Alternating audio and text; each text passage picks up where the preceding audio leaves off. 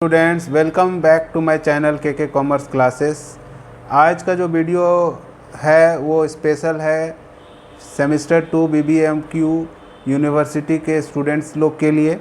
और आज का वीडियो में हम लोग ये डिस्कस करेंगे कि इम्पॉर्टेंट क्वेश्चन क्या आने वाला है एग्ज़ाम में। वो कौन सा सब्जेक्ट है, वो मेजर पेपर 2 जिसका हम लोग डिस्कस करेंगे। मेजर पेपर 2 में हम लोग बिजनेस ऑर्गेनाइजेशन एंड मैनेजमेंट को पढ़ते हैं और आज हम लोग डिस्कस करेंगे कि कौन सा क्वेश्चन आप लोग के एग्ज़ाम में बहुत इम्पॉर्टेंट होने वाला है। तो चलिए आज का वीडियो स्टार्ट करते हैं।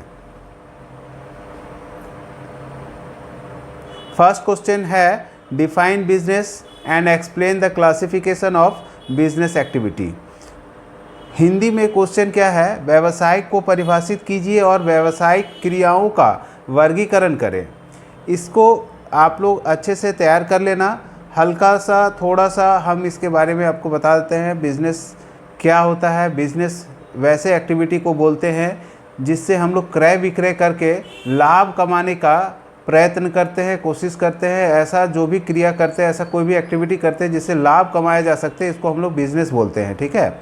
बिज़नेस का वर्गीकरण अगर करें तो बिज़नेस का जो क्लासिफिकेशन होता है वो ट्रेड बोलते हैं, इंडस्ट्री बोलते हैं, कॉमर्स बोलते हैं।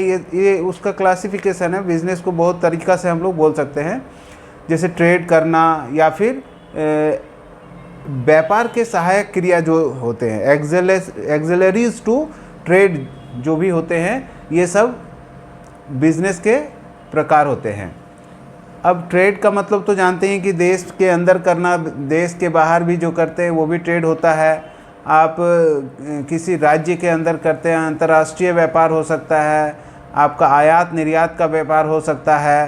तो ये सब क्या है, बिजनेस है, ट्रेड है। और एक्सिलरी टू ट्रेड का मतलब क्या होता है, जैसे बिजनेस को सहायता जो पहुंचाते हैं, जैसे इंश्योरेंस कंपनी है, बिजनेस को सहायता पहुंचाता है। यातायात कंपनी, ट्रांसपोर्ट कंपनी है, गोदाम या फिर टेलीफोन, इंटरनेट सेवाएं, जो ये सब भी बिजनेस करते हैं, मगर बिजनेस को आगे बढ़ाने के लिए इनका सहयोग लेना ज़रूरी होता है। तो आप लोग इस क्वेश्चन को बहुत अच्छे से तैयार कर लेना, बहुत इंपॉर्टेंट क्वेश्चन है।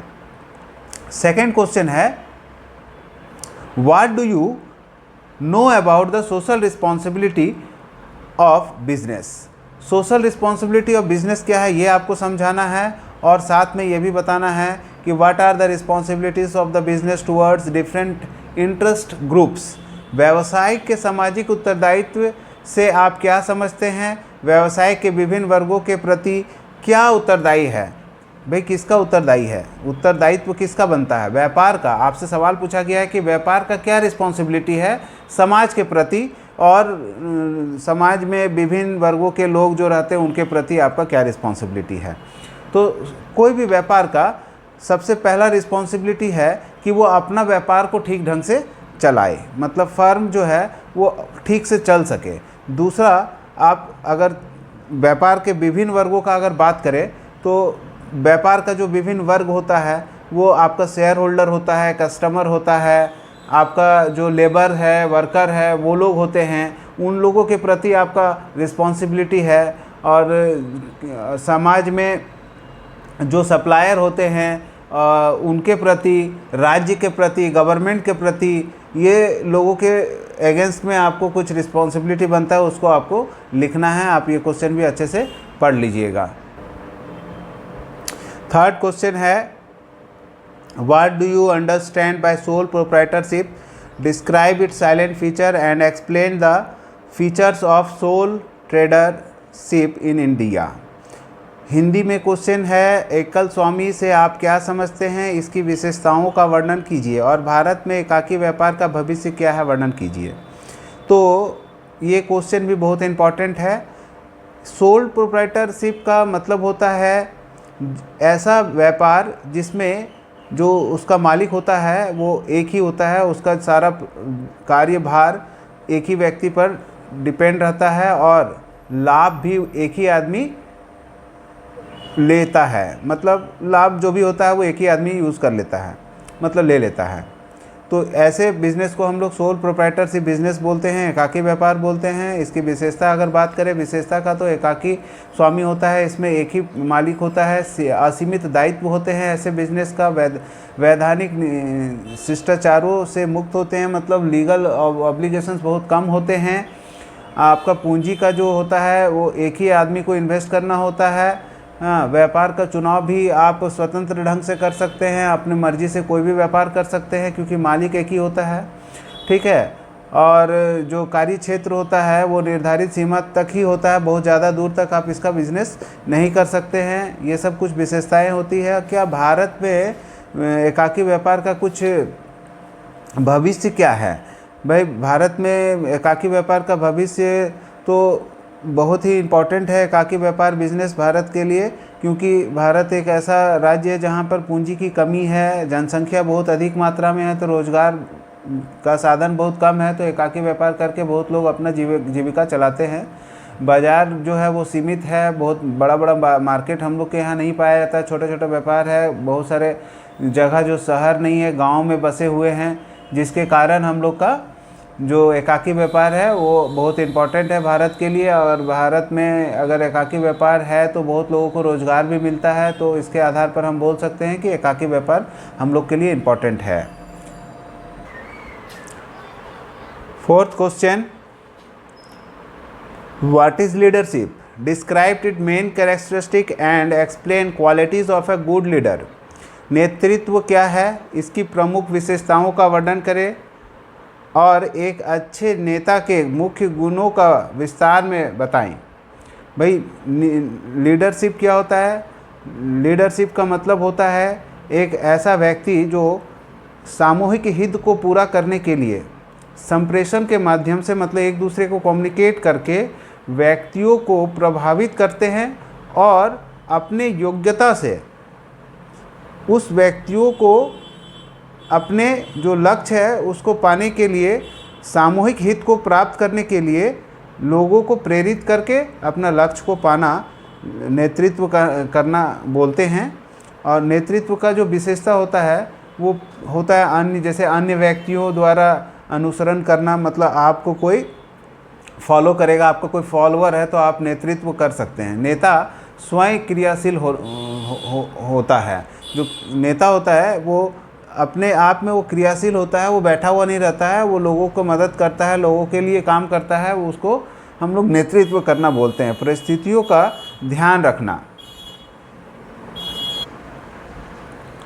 हितों की पारस्परिक एकता, श्रेष्ठ आचरण, नेतृत्व एक गतिशील प्रक्रिया है। ये सब जो विशेषता है एक नेता के अंदर होता है, जो कि हमेशा लोगों का जो लक्ष्य है उसको प्राप्त करने के लिए नेतृत्व करता है और लोगों का जो टारगेट है, जो उद्देश्य है, उसको पूरा कराने का कोशिश करता है।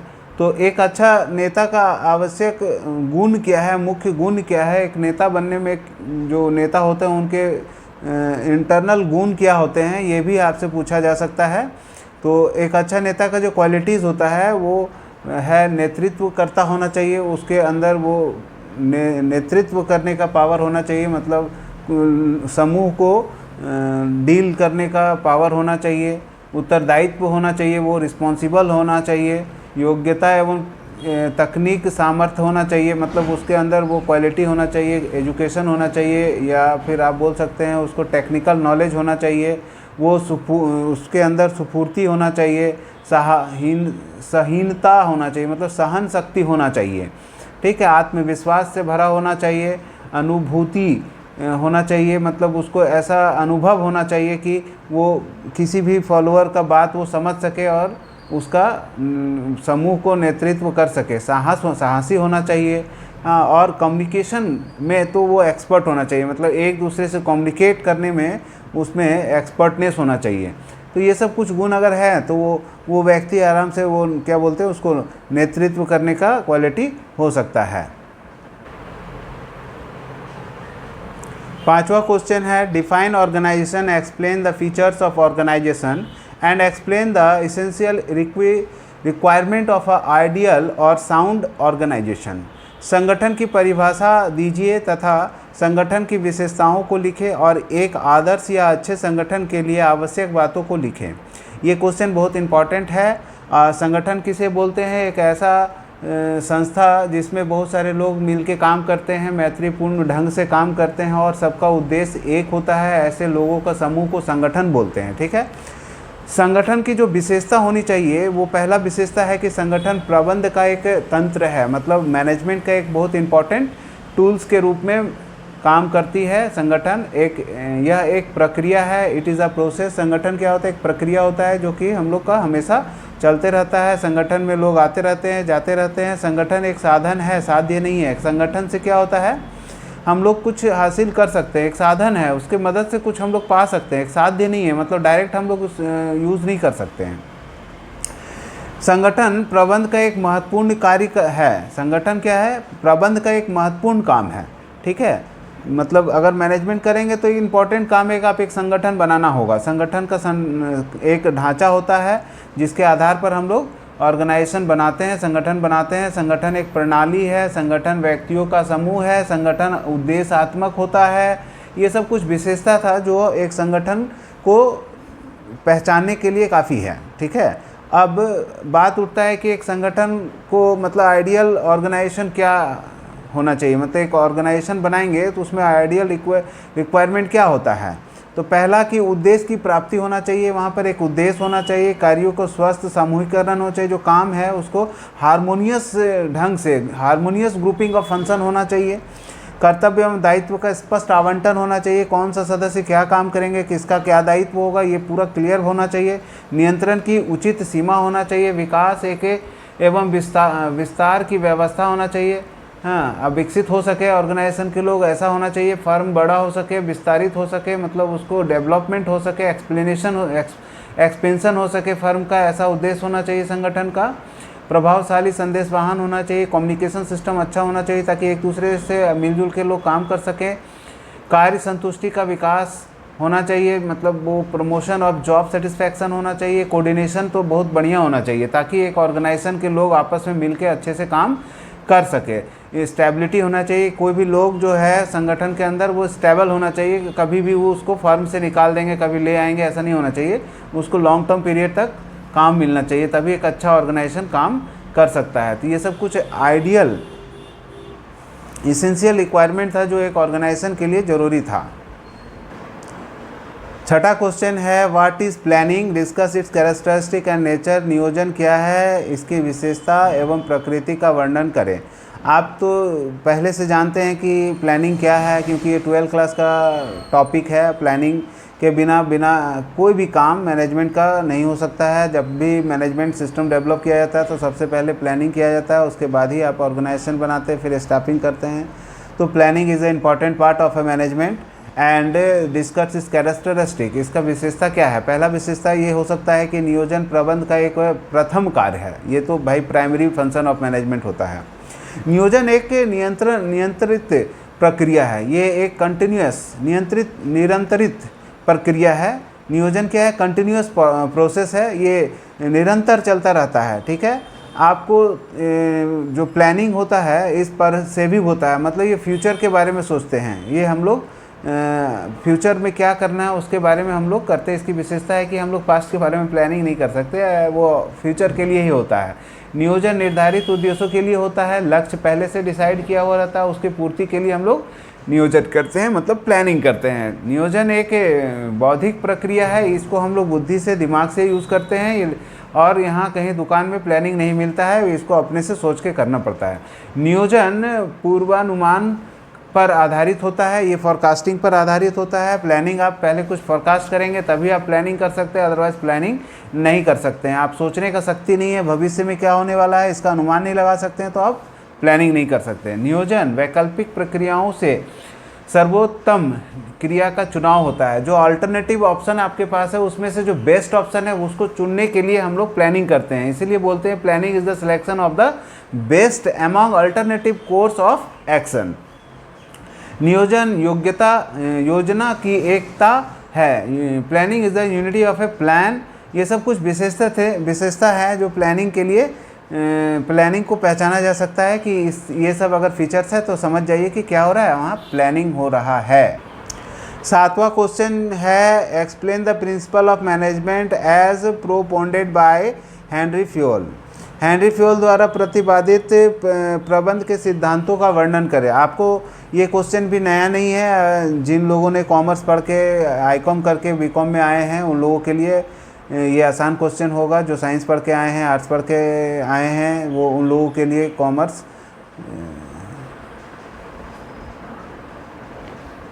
ये इंटर का ही क्वेश्चन है। इंटर में भी आप लोग आईकॉम में भी पढ़े थे बिजनेस ऑर्गेनाइजेशन में। हेनरी फ्योल का 14 सिद्धांत होते हैं। 14 सिद्धांत आप आराम से इसको याद कर लीजिए, ये बहुत इंपॉर्टेंट क्वेश्चन हो सकता है आपके लिए। कार्य का विभाजन करना, ठीक है। दूसरा है अथॉरिटी और रिस्पॉन्सिबिलिटी, आपको अथॉरिटी देना है, रिस्पॉन्सिबिलिटी देना है अपने एम्प्लॉयज़ को। डिसिप्लिन सिखाना है, डिसिप्लिन में रखना है। आदेश की एकता, यूनिटी ऑफ कमांड होना चाहिए। निर्देश की एकता होना चाहिए। व्यक्तियों की हित की सहायता, सामान्यता, हित के प्रति गौण्यता। व्यक्तिगत हित के सामान्य हितों के प्रति गौण्यता का मतलब होता है आप व्यक्तिगत हित के लिए आप काम ना करें, सामान्य हित के लिए करें, सबका भला हो इसके लिए काम करें। हेनरी फ्योल का ये सोचना था। पारिश्रमिक जो है वो सबको बराबर मिलना चाहिए, उसी अनुपात में मिलना चाहिए जो जैसा काम करता है। केंद्रीयकरण होना चाहिए, जो पावर है वो सेंट्रलाइजेशन में होना चाहिए। सोपान श्रृंखला का मतलब होता है कि स्केलर चेन, मतलब चेन सिस्टम होना चाहिए। जो लोग पहले ऊंचे पोस्ट में, वो ऊंचे पोस्ट में रहेंगे, फिर उसके बाद जो लोग काम करेंगे इसी तरह आपस में कोऑर्डिनेशन बना के काम करेंगे। और ऑर्डर होना चाहिए, मतलब व्यवस्था होना चाहिए। मतलब आपको क्या है कि काम का जो भी सीक्वेंस है वो एक ही सीक्वेंस में होना चाहिए। इक्विटी होना चाहिए, तो समानता होना चाहिए सभी लोगों के बीच में।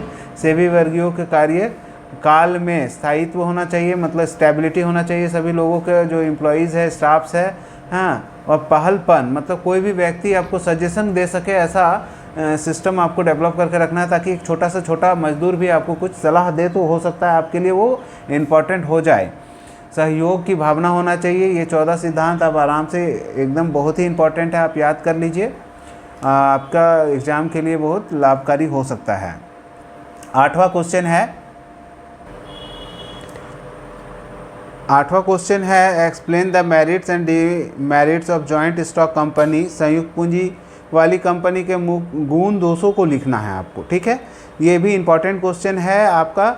और इसका जो आंसर आप बनाएं तो पहले कंपनी का एक डेफिनेशन दे दीजिए। कंपनी विधान द्वारा निर्मित एक कृत्रिम व्यक्ति है जिसका सदस्यों से पृथक स्थायी अस्तित्व होता है और जिसके पास सार्व मुद्रा, मतलब एक कॉमन सील होता है। मतलब क्या, एक कंपनी होता है, आर्टिफिशियल पर्सन होता है जिसके पास एक कॉमन सील होता है, और जो शेयर होल्डर होते हैं वो उसका इन्वेस्टर होते हैं, जो कैपिटल लगाते हैं। ऐसी कंपनी को हम लोग जॉइंट स्टॉक कंपनी बोलते हैं। इस तरह का कंपनी के बहुत सारे लाभ होते हैं, ठीक है। पहला जो आपका मेरिट है वो है कि सीमित दायित्व होते हैं ऐसी कंपनी का। अगर आप 10 रुपया लगाए हैं ऐसे कंपनी में तो आपका दायित्व क्या है, 10 रुपया तक का ही है, उससे ज़्यादा पैसा आपका नहीं डूबेगा, अगर डूबेगा कभी तो। जोखिम का श्रेणीकरण हो जाता है, मतलब जो रिस्क है वो बढ़ जाता है, ठीक है। रिस्क का जोखिम का विस्तार हो जाता है, मतलब जो रिस्क है वो बहुत सारे लोगों में बढ़ जाता है, जिसके कारण क्या होता है वो रिस्क कम हो जाता है। जनता का विश्वास होता है ऐसी कंपनी के ऊपर और इस पर इन्वेस्टमेंट करते हैं और पैसा कमाते हैं, इंटरेस्ट कमाते हैं, डिविडेंड कमाते हैं। ऋण मिलने में सुविधा होता है, ऐसी कंपनी को लोन आसानी से मिल जाता है। विशाल वित्तीय संसाधन होते हैं, ये शेयर बेचते हैं, डिवेंचर बेचते हैं, म्यूचुअल फंड बेचते हैं, इन सब से आराम से अपना कैपिटल का व्यवस्था कर लेते हैं और बिजनेस को आराम से चलाते हैं। बड़ी मात्रा में उत्पादन करने का प्रोत्साहन मिलता है कंपनी में, क्योंकि कंपनी एक बड़ा फर्म होता है, बड़ा इंडस्ट्री में इनका जन्म होता है, तो ये बड़े बड़े उत्पादन का काम कर सकते हैं। नवीनतम उत्पादन विधियों का प्रयोग कर सकते हैं, नया नया टेक्नोलॉजी का मशीन यूज़ कर सकते हैं, नया नया टेक्नोलॉजी का डेवलपमेंट भी करते हैं। तो कंपनी का ये सब कुछ लाभ है। जनता को भी बहुत सारा लाभ होता है, जैसे जनतांत्रिक स्वामित्व होता है, जिसका जो मालिक होता है, ओनर होता है, वो बहुत सारे लोग होते हैं और शेयर होल्डर्स होते हैं, इसलिए जनतांत्रिक स्वामित्व बोलते हैं। स्थायी अस्तित्व होता है, परपिचुअल एग्जिस्टेंस होता है कि जो यह कभी मरता नहीं है कंपनी, उसका मालिक मर जाता है मगर ये कंपनी कभी नहीं मरता है, और वो जब तक उसका शेयर होल्डर है या नहीं है, कंपनी जिंदा रहता है, जो शेयर होल्डर है उसका जो हायर है या एग्जीक्यूटर है वो लोग उसका मालिक बन जाते हैं। मगर कुछ कंपनी का डिमेरिट भी आपसे लिखने के लिए बोला गया है। तो प्रवर्तकों द्वारा कपट किया जाता है, जो फाउंडर होते हैं, जो प्रोमोटर होते हैं, वो कुछ फ्रॉड कर सकते हैं जिससे कंपनी का बहुत सारा पैसा का करप्शन हो सकता है। उत्तरदायित्व प्रबंध होता है, इरिस्पॉन्सिबल मैनेजमेंट होता है, मैनेजमेंट सिस्टम जो होता है रिस्पॉन्सिबल नहीं इरिस्पॉन्सिबल होता है, मतलब लापरवाह होते हैं, कंपनी चले नहीं चले, लॉस में चले, वो लोग उतना ध्यान नहीं देते हैं। गोपनीयता का अभाव होता है, अपना जो मैनेजमेंट सिस्टम होता है बार बार चेंज होने के कारण उसका जो सिक्रेसी है वो कहीं ना कहीं टूट जाता है, और किसी तरह का बात जो कंपनी का लीक नहीं होना चाहिए वो लीक भी हो सकता है, ये इसका डिमेरिट है। निर्माण प्रक्रिया में जटिलता होता है, कंपनी बनाने में बहुत सारा प्रोसीडियर है, नियम है, कानून है, उसको फॉलो करने में बहुत टाइम लग जाता है। शीघ्र निर्माण में अभाव होता है, जल्दी जल्दी हम निर्णय नहीं ले सकते हैं, निर्णय लेने में बहुत लेट लगता है क्योंकि मीटिंग होते हैं, बोर्ड ऑफ डायरेक्टर का मीटिंग होता है तो बहुत सारा समय वेस्ट हो जाता है। अत्यधिक वैधानिक हस्तक्षेप, सरकार का बहुत ज़्यादा इंटरफेरेंस होता है जिसके कारण कंपनी के में बहुत सारे दोष पाए जाते हैं। ऐसा लगता है कि कंपनी खोल के चलाना बहुत मुश्किल होगा, इसलिए कुछ डिमेरिट है, मगर डिमेरिट के साथ साथ इसका बहुत सारा लाभ है। रोजगार का भी बहुत सारा साधन उपलब्ध कराता है जिसके कारण कंपनी हम लोग को जो भी डिमेरिट्स है उसको नज़रअंदाज करके भी हम लोग कंपनी का मेरिट्स को देखते हैं और कंपनी को चलाते हैं। 9th क्वेश्चन है distinguish between memorandum of association and article of association. ठीक है, पार्षद सीमा नियम और अंतर नियमों में अंतर करने के लिए बोला जा रहा है। ये क्वेश्चन हम इसलिए दिए हैं मेमोरेंडम ऑफ एसोसिएशन और आर्टिकल ऑफ एसोसिएशन। अगर मेमोरेंडम पूछेगा तो भी आप लिख सकेंगे, आर्टिकल ऑफ एसोसिएशन पूछेगा तो भी आप लिख सकते हैं, इसलिए इसका डिफरेंस पढ़ लीजिएगा तो आप दोनों का आंसर बना के लिख सकते हैं। ठीक है, मेमोरेंडम ऑफ एसोसिएशन का मतलब होता है कि जो कंपनी जब हम लोग बनाते हैं तो बेसिकली 3 डॉक्यूमेंट हम लोग को बनाना पड़ता है, एक memorandum of association, article of association और प्रोस्पेक्टस। तो मेमोरेंडम ऑफ एसोसिएशन में कंपनी का इंटरनल रूल रेगुलेशन लिखा जाता है, जहाँ पर एक्सटर्नल मतलब कंपनी के बाहर के रूल, क्रेडिटर्स को लेकर या फिर गवर्नमेंट के साथ जो भी नियम कानून है उसको फॉलो करने के संबंध में, बाहर के लोगों को साथ हम कैसे डील करेंगे उससे रिलेटेड कुछ नियम है जो हम लोग मेमोरेंडम ऑफ एसोसिएशन में लिखते हैं। इसमें 6 क्लॉज होते हैं, वो 6 क्लॉज में हम लोग को लिखना होता है क्या क्या चीज़ होते हैं। ठीक है, आप इसका क्या क्या कंटेंट्स होते हैं मेमोरेंडम ऑफ एसोसिएशन में वो भी आप देख लेंगे तो बहुत सारा डिस्टिंग्विश बिटवीन आप कर सकेंगे। आर्टिकल ऑफ एसोसिएशन क्या होता है, इंटरनल रूल रेगुलेशन होता है, शेयर होल्डर कैसे काम करेंगे, कैसे इन्वेस्ट करेंगे, क्या डिविडेंड मिलेगा, कौन से एम्प्लॉई को क्या सैलरी मिलेगा, क्या उसका पे स्केल होगा, या कंपनी किस एम्प्लॉई को कब ट्रांसफ़र कर सकता है, या फिर इस तरह का बहुत सारे इंटरनल बातों को लिखा जाता है। कहाँ पर, आर्टिकल ऑफ एसोसिएशन में। आप इसको बहुत अच्छे से पढ़ लीजिएगा, ये इंपॉर्टेंट क्वेश्चन है। ठीक है, 10वां क्वेश्चन है what do you understand by joint Hindu family business, explain the Dayabhaga and Mitakshara division in such business organisation. संयुक्त हिंदू परिवार व्यवसाय से आप क्या समझते हैं, ऐसे व्यवसायिक संगठन के दाय भाग और मिताक्षरा भाग को स्पष्ट कीजिए। भाई देखो, हिंदू जॉइंट फैमिली जो होता है, जॉइंट हिंदू फैमिली जो होता है उसका मतलब ये होता है कि ऐसा व्यवसायिक संगठन, ऐसा व्यवसायिक परिवार का जिसका स्वरूप, जिसके अंतर्गत एक अविभाजित हिंदू परिवार होता है। मतलब परिवार जो है ना एक साथ रहते हैं और सभी व्यक्ति मिलजुल कर, परिवार के मुखिया मतलब जो होता है उसको हम लोग ऐसे तो मुखिया बोलते हैं बट यहाँ पर हम लोग कर्ता बोलते हैं, के नियंत्रण से, मतलब कर्ता का जो भी कंट्रोल होगा व्यापार पर उसके हिसाब से संचालित होगा व्यापार, और वो जो बोलेगा वही होगा, बिजनेस को चलाएगा, वो कर्ता होता है जो हेड होता है हिंदू अविभाजित परिवार का। और ये क्वेश्चन में एक और क्वेश्चन आपका जोड़ा हुआ है कि भाई जॉइंट हिंदू फैमिली का जो दाय भाग क्या होता है, मिताक्षरा क्या होता है, ये बताइए। देखिए, मिताक्षरा जो भाग है वो उसका मतलब ये होता है कि समझिए कि एक परिवार है जिसमें एक कोई सदस्य जन्म लिया, कोई बच्चा जन्म लिया, तो जन्म से ही उस अपना प्रॉपर्टी का वो हकदार है, जन्म के साथ ही उसको उस प्रॉपर्टी में हिस्सा मिलेगा, ऐसा उसका दावा दखल करने का पावर हो जाता है, ऐसा मिताक्षरा में होता है। बट दाएं भाग में क्या होता है, दाएं भाग जो होता है वो जो भी जब बच्चा जन्म लेता है उसका प्रॉपर्टी पर कोई अधिकार नहीं होता है तब तक जब तक उसका पिता जिंदा है। पिता अगर डेथ करता है तो उसका जो विधवा माँ है उस पर संपत्ति का अधिकार चला जाता है, और उसके बाद भी अगर उसका माँ भी अगर डेथ कर जाती है तब जाके बेटा को संपत्ति पर अधिकार मिलता है, तब बेटा संपत्ति को बेच सकता है और अपना हिसाब से उसमें जो भी डिसीजन लेना है ले सकता है।